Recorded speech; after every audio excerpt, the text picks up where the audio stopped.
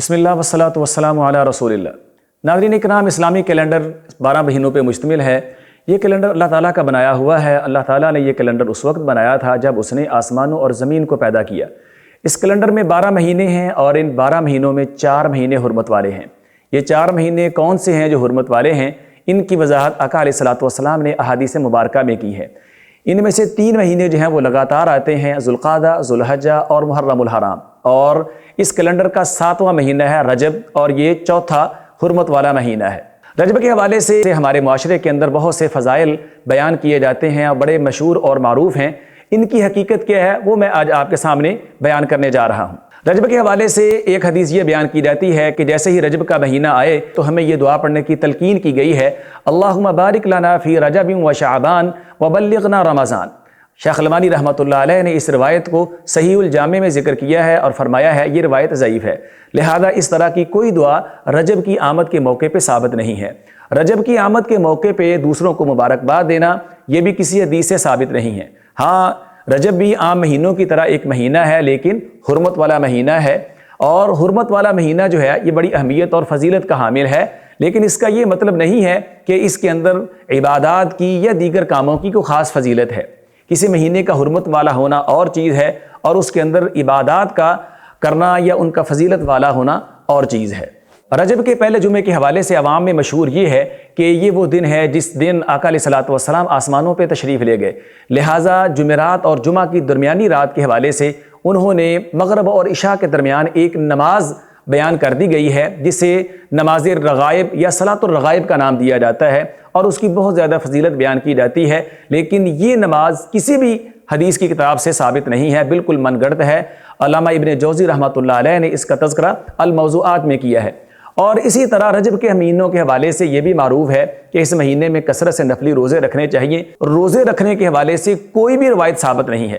حافظ ابن قیم رحمۃ اللہ علیہ، علامہ ابن حجر اور شیخ الاسلام ابن تیمیہ اور دیگر کبار اہل علم نے اس بات کی صراحت کی ہے کہ رجب کے مہینے میں نفلی روزے رکھنے کے حوالے سے کوئی بھی روایت پایہ ثبوت کو نہیں پہنچتی، اور اسی طرح رجب کے مہینے میں نفلی عبادت، نفلی نماز کے حوالے سے بھی کوئی بھی روایت پایہ ثبوت کو نہیں پہنچتی ہے۔ لہذا رجب کے مہینے کو خاص کرتے ہوئے کسی دن کا روزہ رکھنا یا دن کے کسی وقت یا رات کے کسی وقت نفلی عبادت کرنا یہ قرآن و حدیث سے بالکل ثابت نہیں ہے، بلکہ ایک حدیث کے اندر رجب کے اندر روزے رکھنے سے منع کیا گیا ہے۔ یہ روایت اگرچہ ضعیف ہے، لیکن سیدنا عمر رضی اللہ عنہ کا عمل یہ ثابت کرتا ہے کہ وہ رجب کے مہینے میں لوگوں کو خاص رجب کا کر کے نفلی روزہ رکھنے سے منع کرتے تھے۔ شیخ البانی رحمۃ اللہ علیہ نے ارواء الغلیل کے اندر یہ بات نقل کی ہے کہ سیدنا عمر رضی اللہ عنہ رجب کے مہینے میں اگر لوگوں کو دیکھتے کہ انہوں نے رجب کا کر کے نفلی روزہ رکھا ہوا ہے تو وہ ان کے آگے سے کھانا اٹھا لیتے اور اپنے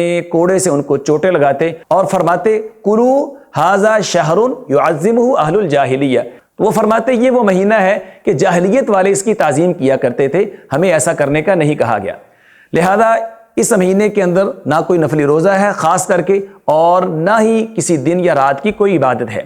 اسی طرح بعض لوگ 27 رجب کو یہ کہتے ہیں کہ یہ وہ دن ہے جس دن آقا علیہ الصلوۃ والسلام آسمانوں پہ تشریف لے گئے، لیکن اس حوالے سے بھی کسی بھی صحیح روایت کے اندر کوئی تذکرہ موجود نہیں ہے۔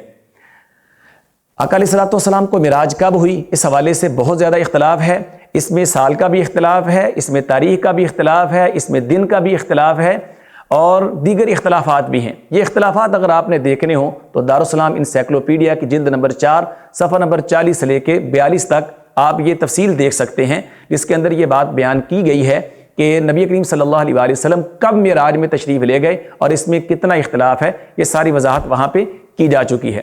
لہذا 27 رجب کو لوگ اس وجہ سے روزہ رکھتے ہیں کہ یہ آقا علیہ الصلوۃ والسلام کا یوم معراج ہے، لہذا اس دن کا روزہ بھی رکھا جاتا ہے، اور اس کو ہزاری روزہ، لکھی روزہ، مریم کا روزہ اور یا دیگر ناموں سے بھی یاد کیا جاتا ہے، اور اس کا بہت زیادہ ثواب بیان کیا جاتا ہے، لیکن یہ بات بھی کسی بھی صحیح حدیث سے ثابت نہیں ہے۔ محدثین کرام رحمہم اللہ نے اس کی تردید کی ہے اور کہا ہے کہ یہ وہ بدعات ہیں جو اسلام کے اندر داخل کر دی گئی ہیں، اور تو اور فقہ حنفی کی معروف کتاب در مختار کے حاشیے کے اندر بھی یہ بات بیان کی گئی ہے کہ 27 رجب کا روزہ قرآن و حدیث سے ثابت نہیں ہے۔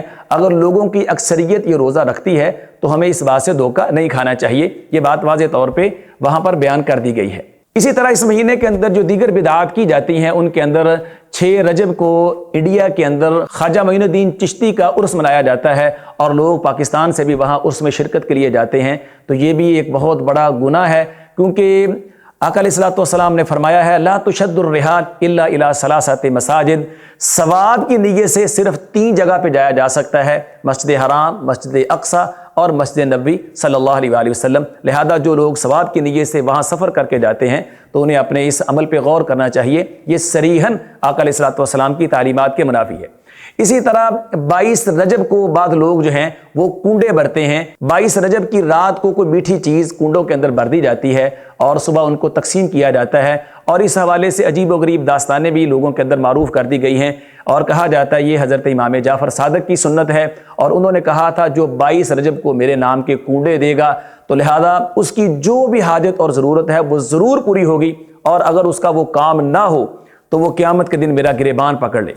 یہ بات یعنی کہ لوگوں کے اندر معروف کر دی گئی ہے۔ سب سے پہلے بات تو یہ ہے کہ حضرت امام جعفر صادق رحمہ اللہ پہ یہ بہت بڑا اتہام اور بہتان ہے، وہ اہل توحید تھے، محدث تھے، بہت بڑے نیک آدمی تھے، انہوں نے کوئی ایسی بات نہیں کہی ہے، یہ بلا سند ایک چیز ان کی طرف منسوب کر دی گئی ہے۔ اور اس حوالے سے دوسری بات یہ ہے کہ کہا یہ جاتا ہے کہ یہ 22 رجب کا دن حضرت امام جعفر صادق رحمہ اللہ کا یوم وفات ہے، تو یہ بات بالکل غلط ہے۔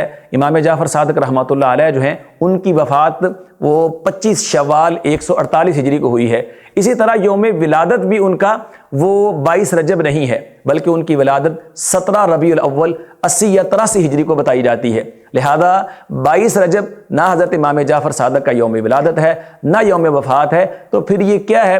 تحقیق کرنے پہ ہمیں یہ معلوم ہوا کہ 22 رجب اصل میں امیر المومنین سیدنا امیر معاویہ رضی اللہ عنہ کا یوم وفات ہے۔ ایک خاص طبقہ جن کے دلوں میں صحابہ کرام رضی اللہ عنہم کا بغض ہے، انہوں نے حضرت معاویہ رضی اللہ عنہ کے ساتھ اپنے دشمنی کے اظہار کے لیے اس دن کو سیلیبریٹ کرنے کے لیے اسے 22 رجب کے کنڈوں کے نام سے معروف کر دیا ہے۔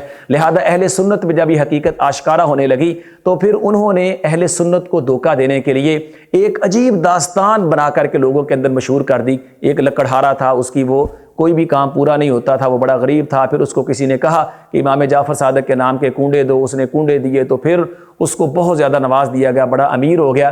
یہ داستان اصل میں 1906 کے اندر ہندوستان کے جو شاعر ہیں امیر مینائی، اس کے بیٹے نے وہ اس کو تباہ کروایا اور پھر اس کو نیاز نامہ یا داستان عجیب کے نام سے تباہ کروا کر کے اہل سنت کو دھوکہ دینے کے لیے ان کے اندر معروف کر دی گئی ہے۔ تو یہ حقیقت میں نے آپ کے سامنے بیان کر دی ہے۔ تو 22 رجب اصل میں امیر معاویہ رضی اللہ عنہ کا یوم وفات ہے۔ صحابہ کرام رضی اللہ عنہم سے دشمنی رکھنے والے لوگ جو ہیں وہ اس دن ان کی وفات پہ خوشی کا اظہار کرتے ہیں۔ ہمیں ایسے لوگوں سے برات کا اعلان کرنا چاہیے اور صحابہ سے محبت کا اظہار کرنا چاہیے۔